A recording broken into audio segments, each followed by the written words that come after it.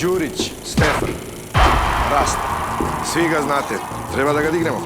Očekujemo da kod njega zaplenimo narkotike. Između 6. i 7. razreda, tad sam napravio redove, tada su me prozvali Rasta.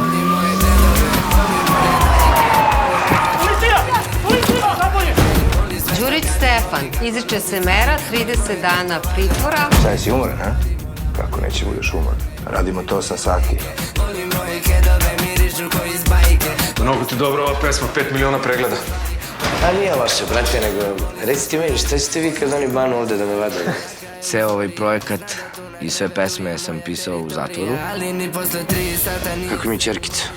Porodica kaže da ćerkica često pita za vas i zato su joj rekli da ste otišli u Nemačku da nastupate.